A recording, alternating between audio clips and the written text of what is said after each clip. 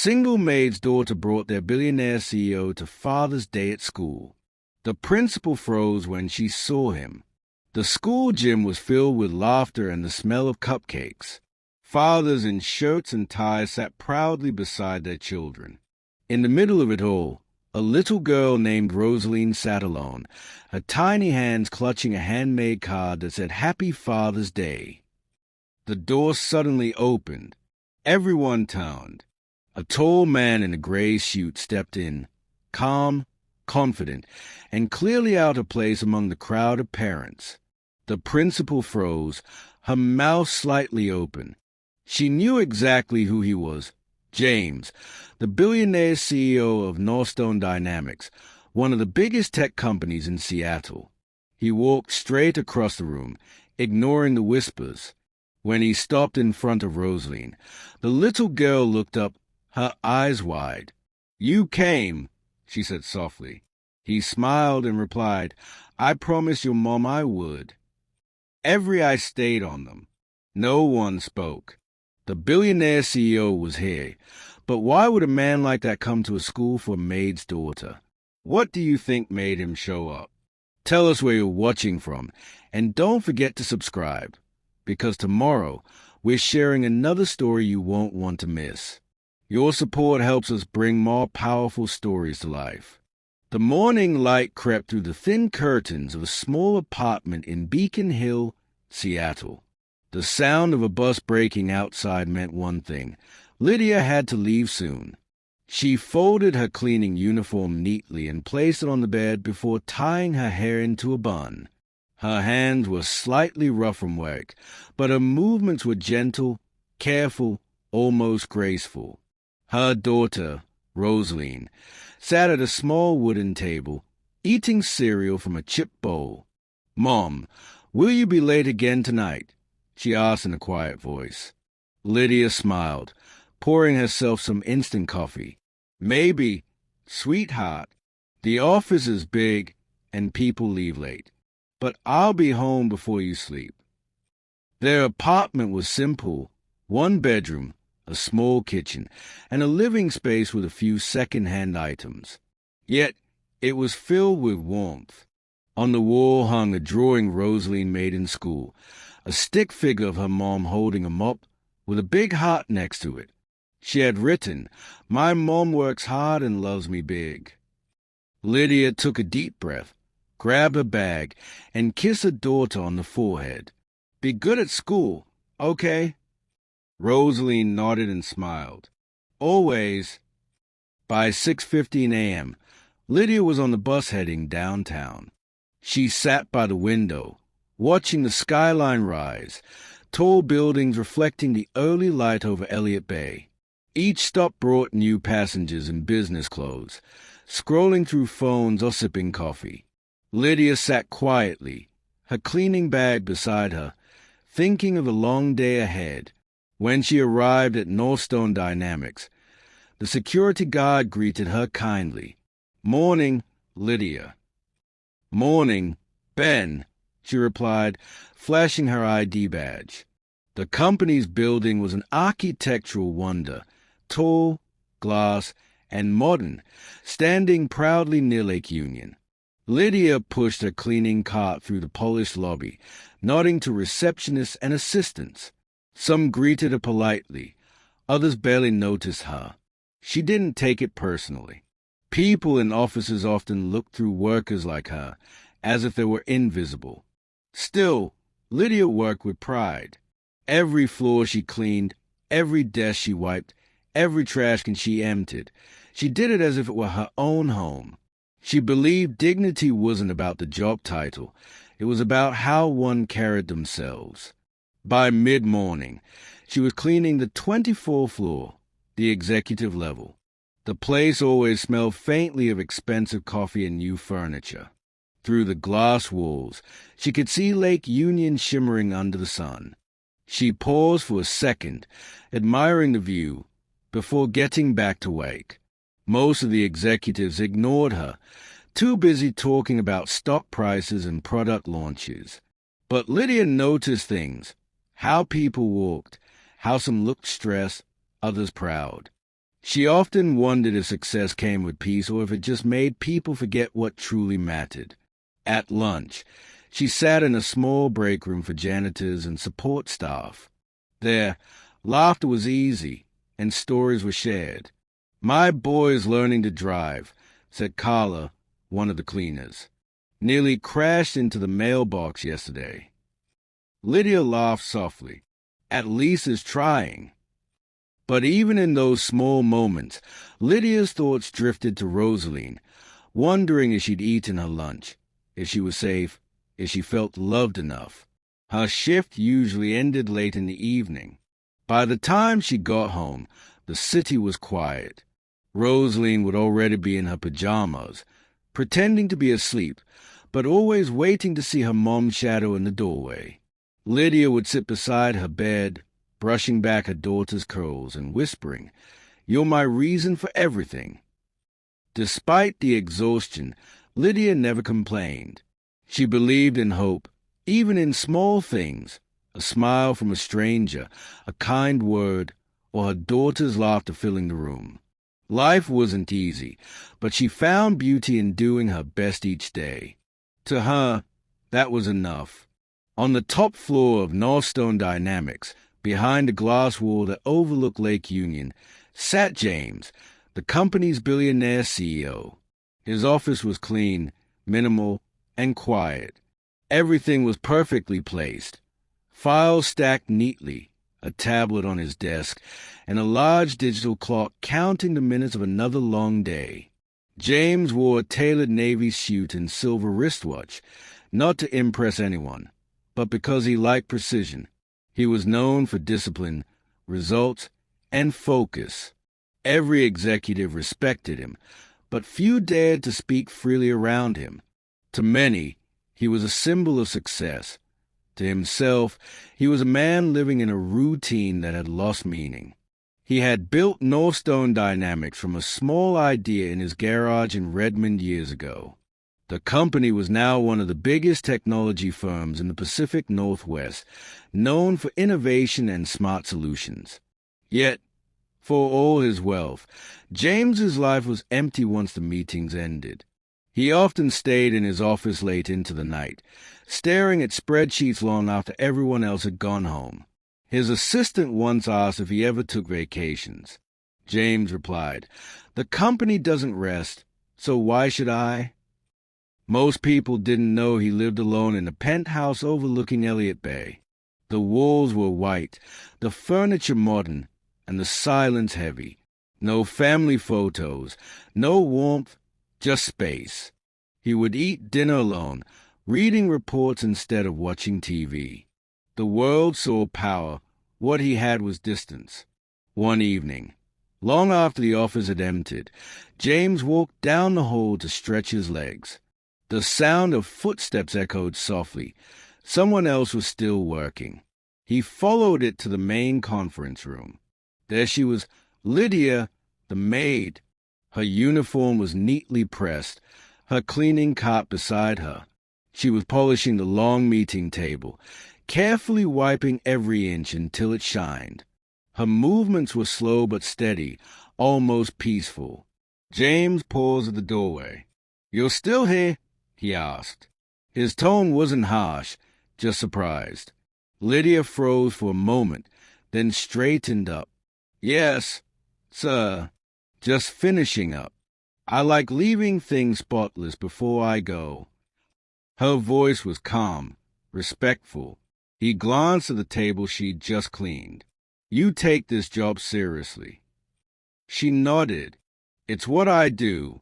My mom used to say, if you're going to do something, do it right." James gave a small nod. "That's rare these days." She smiled politely, unsure what else to say. He lingered a moment longer, then said, "Good night," and walked back to his office. That short exchange stayed with him. It had been years since someone had spoken to him so simply, without trying to impress or flatter him. Lydia didn't see him as a headline or a boss, just as a person passing by. The next morning, during a meeting with his top executives, his thoughts drifted. The presentation slides flashed numbers and growth projections, but all he remembered was a quiet sound of Lydia wiping the table and humming softly to herself. Later that week, he noticed her again, cleaning the lobby as employees rushed by. No one paid attention to her, but she worked with the same steady grace. He found himself wondering what her life was like, who she went home to, what made her smile, what kept her so composed in a world that often ignored people like her. One evening, he passed her in the hallway and nodded politely. "Long day?" he asked. She looked surprised but smiled.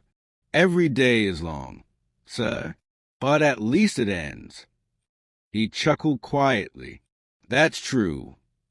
They didn't talk again that night, but something about her words stayed in his mind. At least it ends. For her, each day was a cycle of work and responsibility, yet she faced it with quiet strength. For him, days never really ended. They just blended into each other. At the end of that week, as James looked out of his office window over Seattle's nightlights, he realized how lonely success could feel.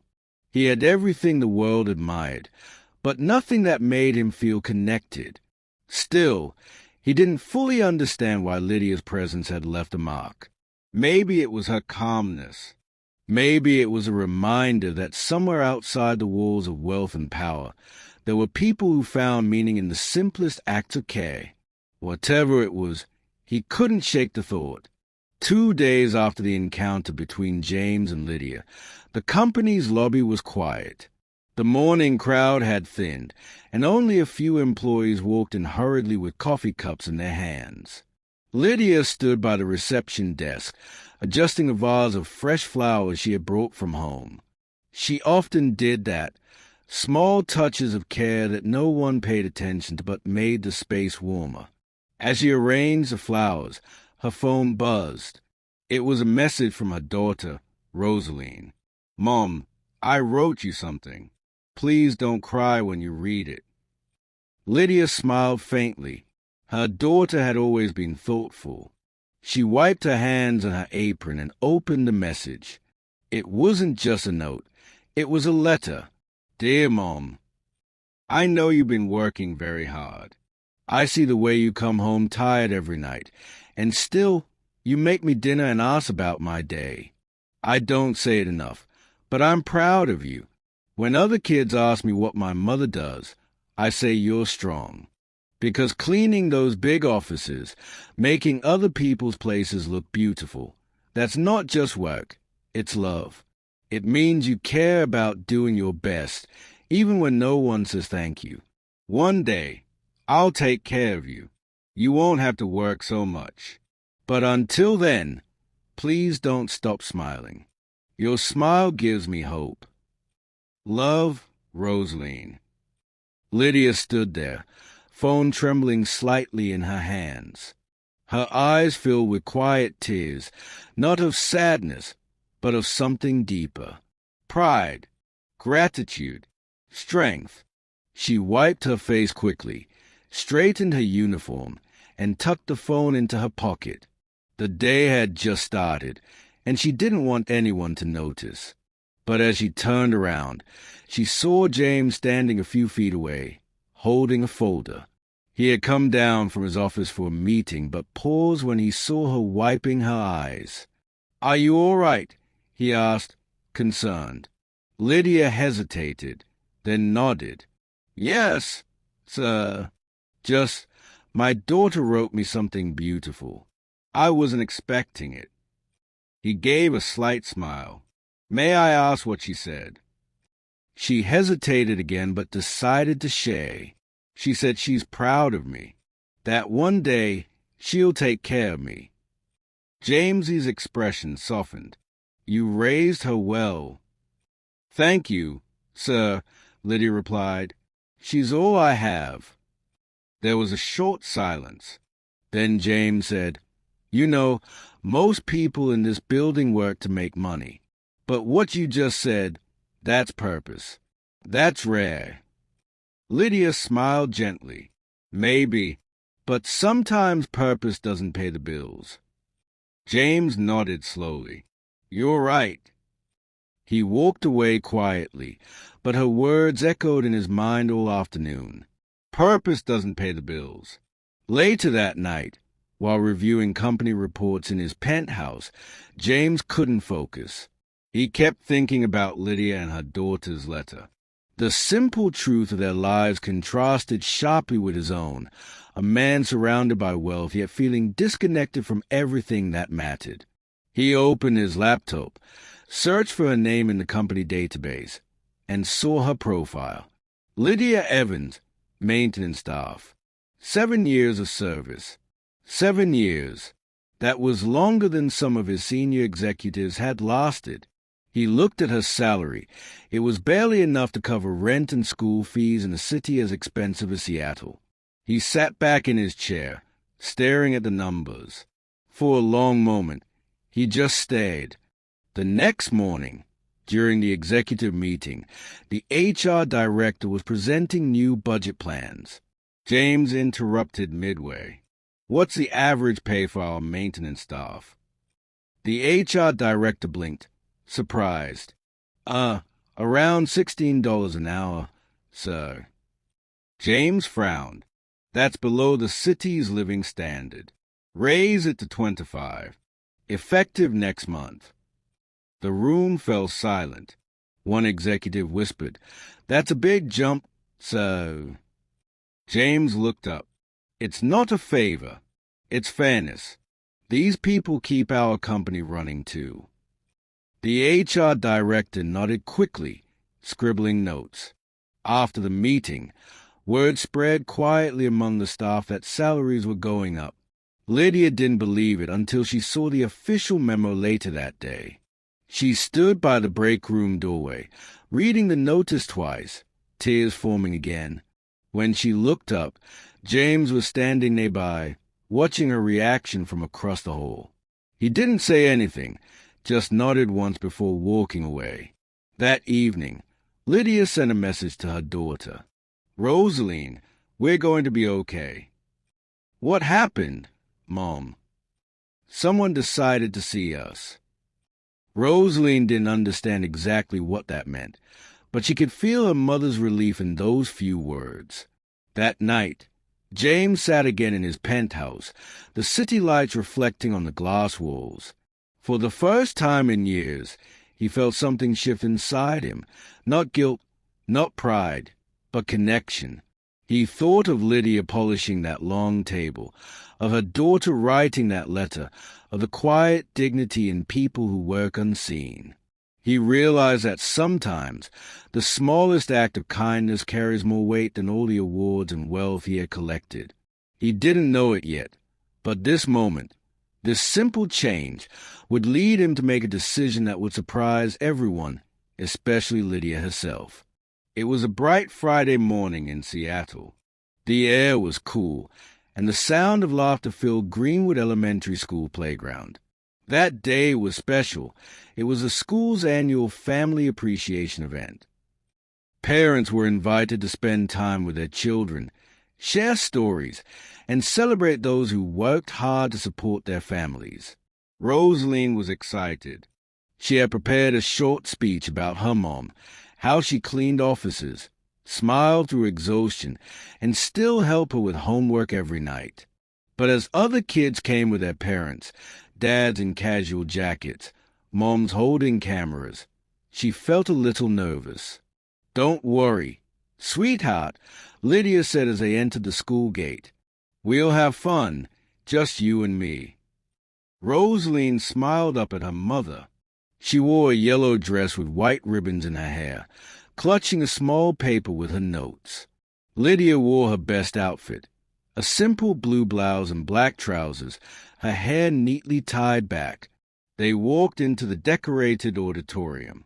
Teachers moved around greeting parents, and the principal, Mrs. Howard, was standing by the stage, managing the microphone. But Lydia noticed something else. Cameras, reporters, a few people who didn't seem like local journalists were setting up near the back. She thought it was odd but didn't say anything. Rosaline tugged on her sleeve. "Mom, Do you think Mr. James will come again? Lydia hesitated. No, dear. He's a very busy man. Today is for families. But even as she said it, she remembered his word from the other day. You raised her well. There was something about the way he said it that stayed with her. Half an hour later, the program began. Kids performed short skits. Teachers applauded, and the principal called families to the stage for photo sessions. When it was Rosaline's turn, she stepped up with a small note and looked out at the crowd. Her voice trembled at first, but she gathered courage. My mom works at a big company, she said proudly. She cleans the offices, and everyone says she's quiet, but I know she's brave. When she comes home, she tells me that no work is too small if you do it with pride. I think that's true. The room went quiet. A few parents nodded approvingly. Lydia smiled, fighting back tears. Just then, the school doors opened again. Heads turned. Conversation stopped. A man in a dark blue suit walked in, tall, calm, and instantly recognizable. It was James, the Billionaire CEO.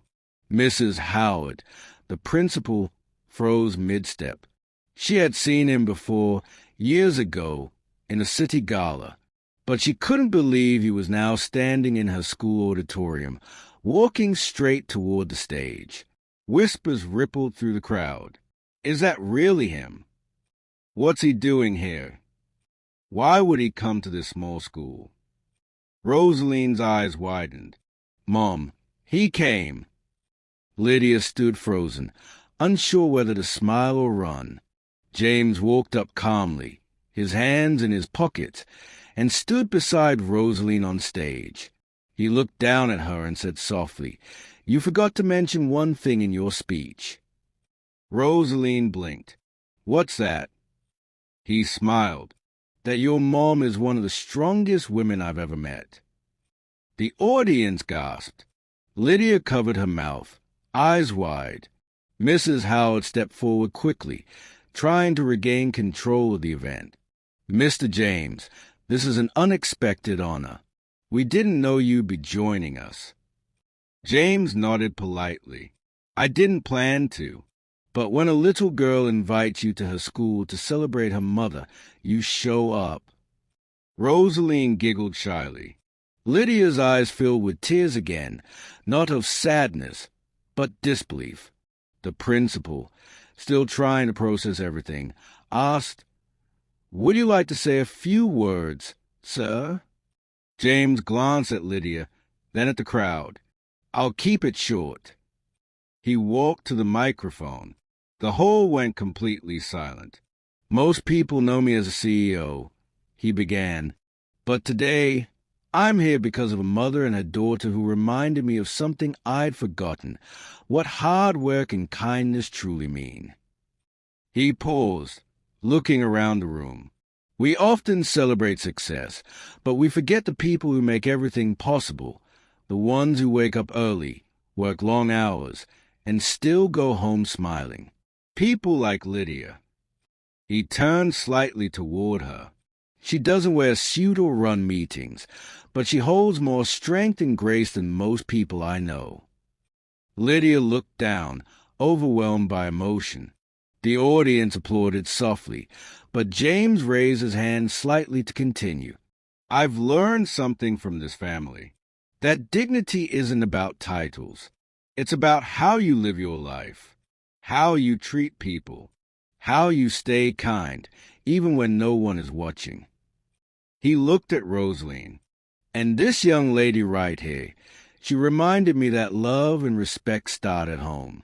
Her letter to her mom is something I'll never forget. There was silence again, then a wave of applause. Parents stood. Teachers clapped. Even Mrs. Howard, still stunned, found herself joining in. Rosaline's face glowed. She turned to her mom. Mom, everyone's clapping for you. Lydia shook her head, tears streaming down her face. No, sweetheart, they're clapping for us. After the event, as people gathered around, reporters asked for photos. James declined politely but posed for one, just one, with Lydia and Rosaline. The picture later circulated online, titled, "Billionaire CEO attends Maid's daughter's Father's Day celebration." It sparked conversations everywhere, not because of the glamour, but because of the story behind it. James quietly left afterward. No press release, no statement. He simply smiled at Lydia before walking to his car. As he drove away, he thought to himself, sometimes the richest moments in life aren't about money at all. That night, Lydia and Rosaline sat on their small couch, watching the evening news. When the report about the event appeared, Lydia turned the volume down. "Mom," Rosaline said softly, "did you see how happy you looked on TV?"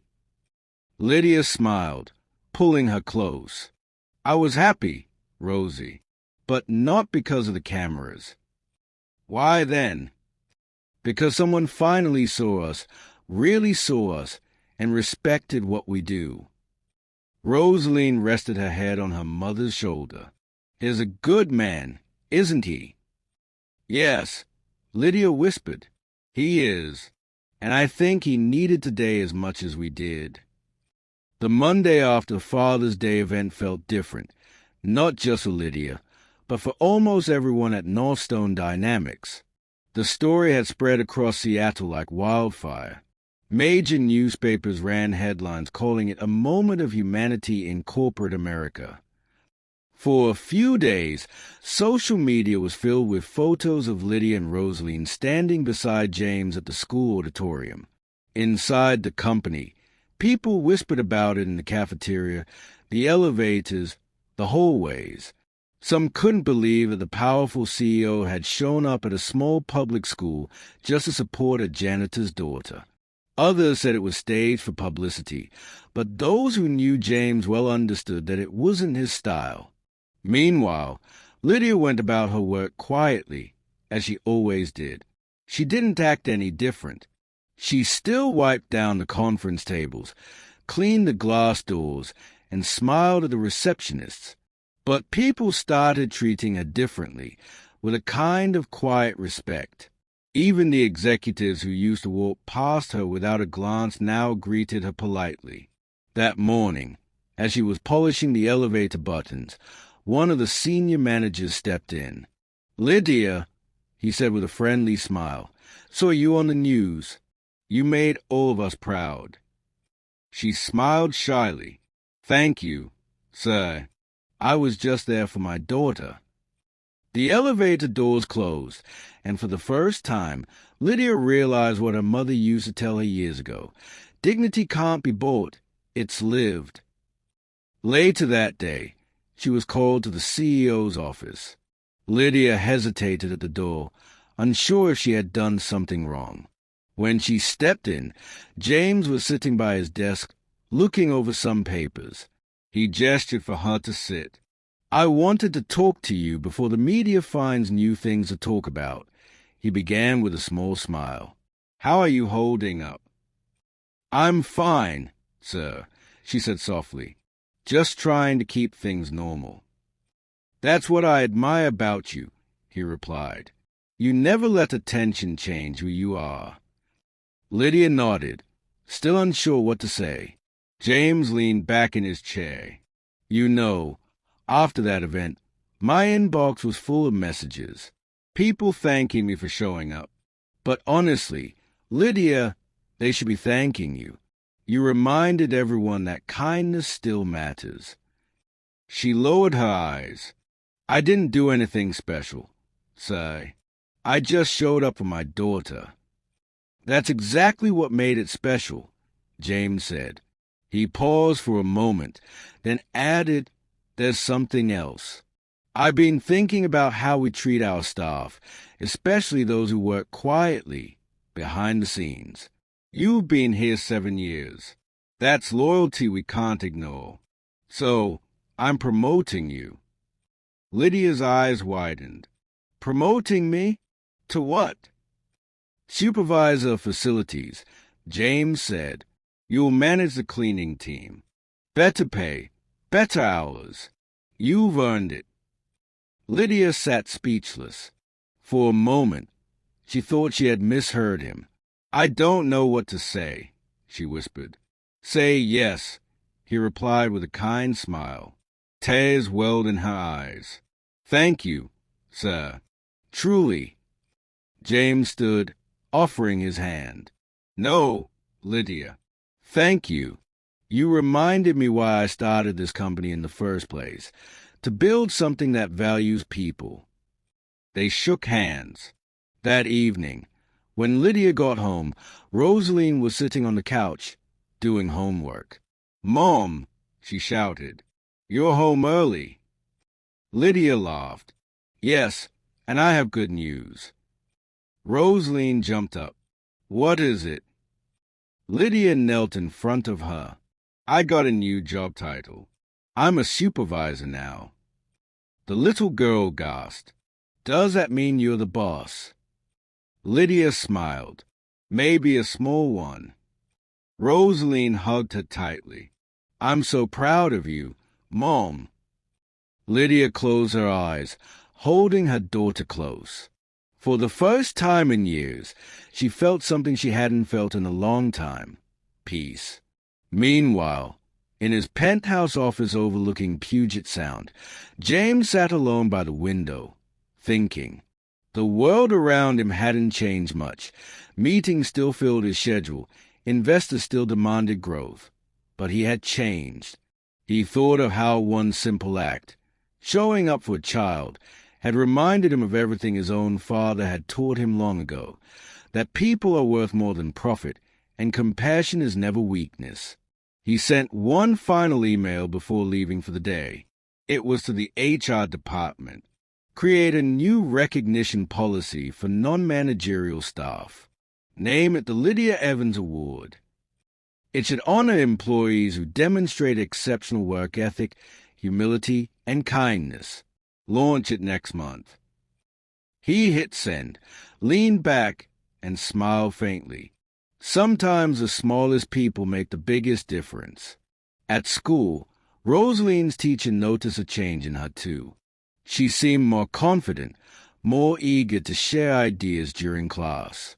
When asked what had inspired her, she said, "My mom taught me that doing your best, even when no one's watching, is what makes you strong." The teacher smiled, writing it down on the board for everyone to see. Weeks passed, but people still talk about that day, the day a billionaire walked into a school auditorium and froze the entire room, not because of power or wealth, but because of what he represented: respect for the unseen. By the end of that month, Lydia stood once again in the same company lobby, this time with a name badge that read Facilities Supervisor.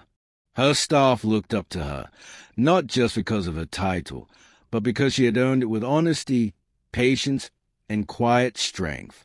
She didn't need applause. Her joy came from the small things: the smile on her daughter's face, the satisfaction of a job well done, and the feeling that finally she mattered. 3 months passed since the Father's Day event that changed everything for Lydia and her daughter. Seattle had slowly moved on to new headlines, but in the quiet corners of Northstone Dynamics, the effect still lingered. The staff worked with more pride. The management paid more attention to fairness. And Lydia's name had become something of a quiet inspiration among employees, a reminder that every job, no matter how small, had worth. It was a Thursday afternoon when Lydia received an unexpected email from the company's communications department. The subject line read, "You are invited. Northstone Annual Employee Appreciation Dinner." She almost deleted it, assuming it was a general invitation. But then she noticed a line at the bottom: "Please come as our special guest of honor." Her heart skipped. Special guest of honor? That couldn't be right. She stared at the screen for a full minute before whispering to herself, "They must have made a mistake." But it wasn't. 2 weeks later, Lydia found herself standing in front of a mirror, wearing a soft cream-colored gown her co-workers had helped her pick out. Her hair was neatly curled, and a touch of lipstick added color to her usually modest look. Rosaline watched her from the bed, eyes wide with admiration. "Mom, you look like a princess." Lydia laughed softly. "A nervous one, maybe." "Don't be nervous," Rosaline said, holding her hand. "You've worked hard for this." That evening, the ballroom at the Four Seasons Hotel in downtown Seattle was filled with laughter, music, and clinking glasses. Executives, staff, and guests gathered to celebrate the company's achievements. It was a grand affair, chandeliers glowing overhead, tables draped in gold and white, and a large banner that read, "North Stone Dynamics, celebrating people who make us better." Lydia felt out of place for a moment as she entered. She had never been in such a setting before. But when James spotted her from across the room, he stood up immediately, excusing himself from a group of investors. "Lydia," he called warmly, walking over. She smiled shyly. "Good evening. So, glad you came," he said. "Tonight's about you, whether you like it or not." "I don't know about that," she said, half laughing. "Oh, you'll see," he replied. When dinner ended, the lights dimmed slightly, and the event host, the HR director, walked up to the stage with a microphone. Every year, he began, "We celebrate success. But this year, we celebrate something even greater, the spirit of humility and dedication that holds this company together." He paused, scanning the room. "A few months ago, one of our employees reminded all of us what true strength looks like. Through her work, her grace, and a devotion to her daughter, she showed that every role in this company matters." Lydia's heart began to pound. The HR director smiled. "Tonight, we present the first ever Lydia Evans Award for Integrity and Excellence to the woman who inspired it." Gasps and applause filled the room as Lydia froze, unsure whether to stand or not. James was already clapping, looking directly at her. "Go on," he said with a proud smile. She stood slowly, trembling as she walked toward the stage. Every face in the room turned to her, not in pity, but in admiration.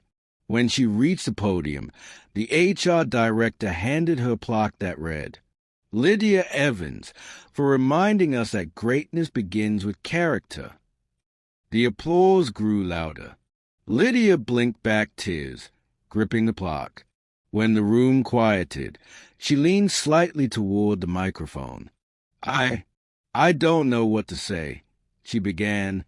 "I clean floors, dust tables, and make sure the lights stay on. I never thought anyone noticed. But today, I realize that even the quietest work can make a difference." Her voice trembled slightly as she continued. "I didn't do this alone. My daughter, Rosaline, she's my reason for everything. She believed in me when I doubted myself. So, if there's one thing I've learned, it's that love and hard work can open doors you never even knew existed." The audience rose to their feet, applauding once more. Lydia looked out and spotted James standing near the edge of the stage, smiling proudly. After the ceremony, as people mingled, Lydia found a quiet corner to collect herself. James approached with 2 glasses of sparkling cider. "Congratulations," he said, handing one to her. "Thank you, sir," she replied softly. "I still don't feel like I deserve all this." He shook his head. "You do. You reminded me that leadership isn't about sitting at the top. It's about lifting others." She smiled, humbled. "You changed, too, sir. The whole company did." He nodded slowly.